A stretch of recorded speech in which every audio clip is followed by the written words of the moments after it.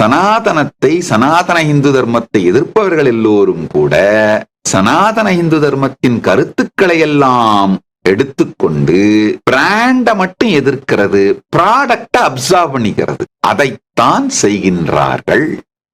இந்து தர்மம் அழிஞ்சுக்கிட்டே இருக்கே, மத்த மதத்தவர்கள் எல்லாம் தீவிரவாதத்தின் மூலமா, மத மாற்றத்தின் மூலமா அவங்க மதத்தை வளர்க்குறாங்க, இந்து தர்மம் அழிஞ்சுக்கிட்டே இருக்கே, என்னதான் சாமி பண்றது? தர்மம் அப்படின்னா natural law of the cosmos is Sanatana Hindu தர்மம். இயற்கையின் ஸ்வபாவத்தின் போக்கே சனாதன இந்து தர்மம். பிரபஞ்சமே வர்ணாசிரம தர்மத்தின் கீழ்தான், வர்ணாசிரம தர்மத்தின் முறைப்படிதான் இயங்குகின்றது. நீங்க யாராவது ஒருத்தர் வர்ணாசிரம தர்மத்தை முழுமையாக புரிந்து கொண்டீர்களானால் நீங்கள் தலைவனாகி விடுவீர்கள். வர்ணாசிரம தர்மத்தை அழிக்க வேண்டும் என்று நினைப்பவர்களும் அழிப்போம் என்று சொல்லுகின்றவர்களும் கூட வர்ணாசிரம தர்மத்தின் ஆழமான சூக்ஷ்மமான ரகசியங்களை புரிந்து கொண்டு அந்த விதிகளைத்தான் தன் வாழ்க்கையில் கடைபிடிக்கின்றார்கள். பிரபஞ்சத்திலே ரெண்டு சிஸ்டம் தான் இருக்கு. ஒன்னு சனாதன தர்மம், இன்னொன்னு சனாதன தர்மம்ன்ற வார்த்தையை மட்டும் எடுத்துட்டு அந்த கருத்துக்களை உள்வாங்கி பிராக்சி சனாதன தர்மம். அவ்வளவுதான். புத்தரில் துவங்கி இன்று வரை சனாதனத்தை, சனாதன இந்து தர்மத்தை எதிர்ப்பவர்கள் எல்லோரும் கூட சனாதன இந்து தர்மத்தின் கருத்துக்களை எல்லாம் எடுத்துக்கொண்டு பிராண்ட மட்டும் எதிர்க்கிறது, ப்ராடக்ட அப்சர்வ் பண்ணிக்கிறது. அதைத்தான் செய்கின்றார்கள். இந்த உண்மைகளை எல்லாம் ஆழ்ந்து புரிந்து கொள்ளுங்கள். புரிந்து கொண்டால் நீங்கள் தலைவனாகி விடலாம். மனிதனை தலைவனாக்கும் சக்தி அறிவிற்கு உண்டு. நம்ம சனாதன இந்து தர்மத்திலே ஒவ்வொரு வர்ணத்திற்கும் தனித்தனியான தெளிவான சூத்திரங்கள் இருக்கின்றன. அர்த்த சாஸ்திரம் ஒரே ஒரு புத்தகம் கிடையாது, அது ஒரு பெரிய தொகுப்பு. அர்த்த சாஸ்திரம்ங்கிறது ஆக்சுவலா அர்த்த சாஸ்திரத்தை பற்றி சொல்லுகின்ற சாஸ்திரங்கள் தெளிவா சொல்லுது, ஒரு அரசனால் கூட உலகத்தை ஒன்றாக்க முடியாது, ஒன்றிணைக்க முடியாது, ஒரு காமன் எஜெண்டாக்கு எடுத்துட்டு வர முடியாது. சனாதன இந்து தர்மங்கிற பிராண்ட டிஸ்ட்ராய் பண்ணு, ப்ராடக்ட அப்சர்வ் பண்ணு. அதே மாதிரி சனாதன இந்து தர்மத்தின் நம்முடைய ஆலய சம்பிரதாயங்களான ருத்ர கன்னிகைகளை அழின்றாங்க. ருத்ர கன்னிகைகளுக்கு எதிராக மிகப்பெரிய போராட்டம் நடத்தினாங்க. இப்ப என்ன, ருத்ர கன்னிகைகள் மேல இவர்கள் வைத்த மிகப்பெரிய குற்றச்சாட்டு, பழி என்னன்னா, அவர்கள் விபச்சாரிகள் ஆகிவிட்டார்கள், அது விபச்சார சிஸ்டம் ஆயிடுச்சு. சரி, பிராண்ட அழிச்சிங்க, ப்ராடக்டையும் அழிச்சிட்டீங்களா? விபச்சாரத்தை சமூகத்திலிருந்து ஒழிச்சிட்டீங்களா? இல்ல, வெஸ்டர்னைஸ் பண்ணிக்கிட்டாங்க. பிராண்ட அழி, ப்ராடக்ட திருடு, முடிஞ்சு போச்சு. பிராண்ட அழிச்சு ப்ராடக்ட திருடு.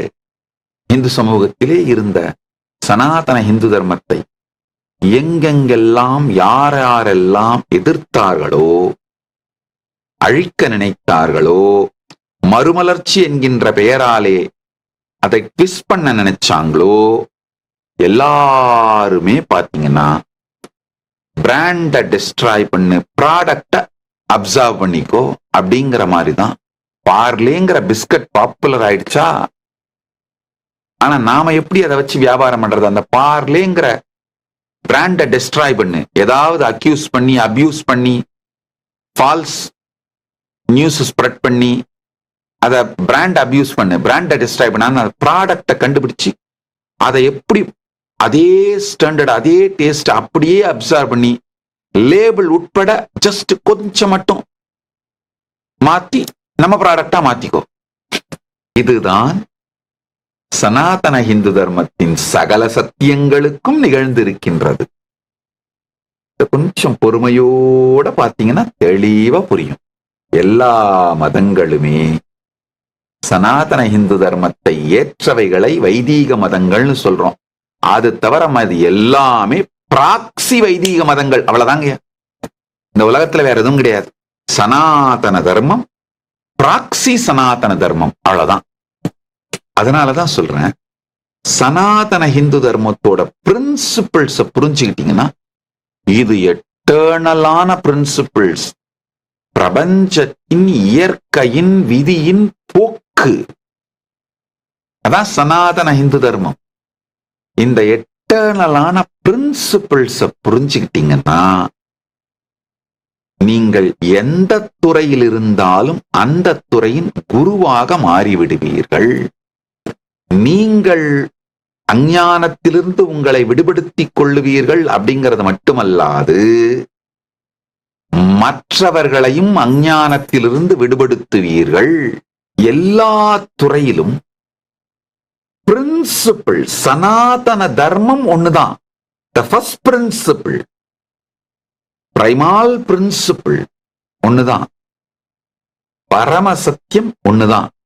அதை ஒவ்வொரு துறையிலும் பொருத்தி பார்த்து புரிந்து கொண்டோமானால் நம்மை நாமே மாயையிலிருந்து விடுபடுத்திக் கொண்டு மற்றவர்களையும் மாயையிலிருந்தும் குழப்பத்திலிருந்தும் அஞ்ஞானத்திலிருந்தும் விடுபடுத்துகின்ற குருவாக நாம் மாறுவோம்.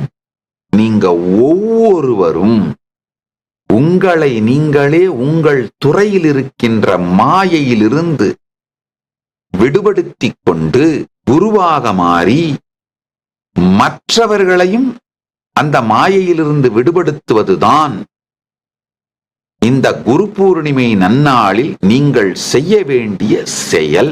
எந்த ஃபீல்டா இருந்தாலும் எக்ஸ்பர்டீஸ் இஸ் நவ் டெமோக்ரட்டைஸ்டுங்க. ஆக்சுவலா எக்ஸ்பர்டீஸை டெமோக்ரட்டைஸ் பண்ண முதல் சிவிலைசேஷன் சனாதன இந்து தர்ம சிவிலைசேஷன். கொஞ்சம் வரலாற்றை திருப்பி பாருங்கள். சகலருக்கும் கல்வி என்பது சனாதன இந்து தர்மத்தின் வாழ்க்கை முறை. ஆனா இந்த மாயக்காரர்கள்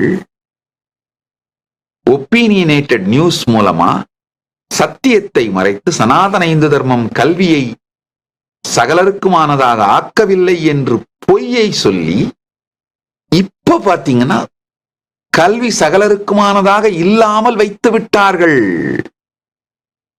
யாரெல்லாம் உங்களுக்கு சனாதன இந்து தர்மம் கல்வியை டெமோக்ரட்டைஸ் பண்ணலன்னு பொய் சொன்னாங்களோ அவங்கதான் இப்ப கல்வியை மேனிப்புலேட் பண்ணி மோனோபுலைஸ் பண்ணி வச்சிருக்காங்க. ஆனால் பிரபஞ்சம் சனாதன தர்மத்தின் படிதான் இயங்குவதனால் ஏஐ ரெவல்யூஷன் வந்ததுனால மொத்த நாலேஜ் எக்ஸ்பர்டீஸ் மொத்தமும் இப்ப டெமோக்ரட்டைஸ் ஆயிடுச்சு.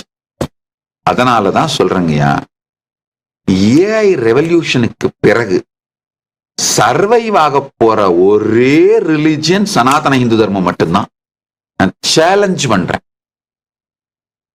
பல பேர் எனக்கு பலவிதமான மெசேஜ் சொல்றாங்க. ஐயோ சாமி, இந்து தர்மம் அழிஞ்சுக்கிட்டே இருக்கே, மத்த மதத்தவர்கள் எல்லாம் தீவிரவாதத்தின் மூலமா மதமாற்றத்தின் மூலமா அவங்க மதத்தை வளர்க்குறாங்க, இந்து தர்மம் அழிஞ்சுக்கிட்டே இருக்கே, என்னதான் சாமி பண்றது? உங்களுக்கு 2 செய்தி சொல்றேன், கேட்டுக்கோங்க. இந்த மாதிரி கவலைப்படுறவங்க அத்தனை பேர் இருக்கும். 2 செய்தி. முதல் விஷயம், ஒரு காலத்துல போர் சக்தி, அதாவது அடுத்தவனை அழிக்கின்ற இராணுவ சக்தியை வைத்துத்தான் யார் பலசாலின்னு முடிவு செய்யப்பட்டது. உலகம் அது சென்டர்டாவே நடந்தது.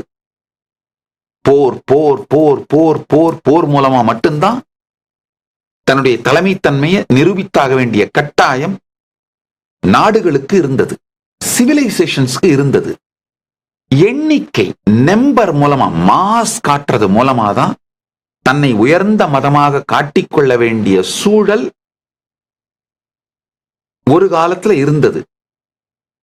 அந்த காலகட்டங்களில் வேண்டுமானால் தீவிரவாதத்தை வைத்து தங்கள் மதத்தை முன்னெடுத்த மதங்களோ, மதமாற்றத்தை கொள்கையாக வைத்து தங்கள் மதத்தை முன்னெடுத்த மதங்களோ வெற்றியடைந்திருக்கலாம்.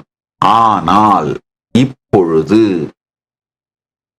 ஏஐ ரெவல்யூஷனுக்கு அப்புறம் உலகம் மிகப்பெரிய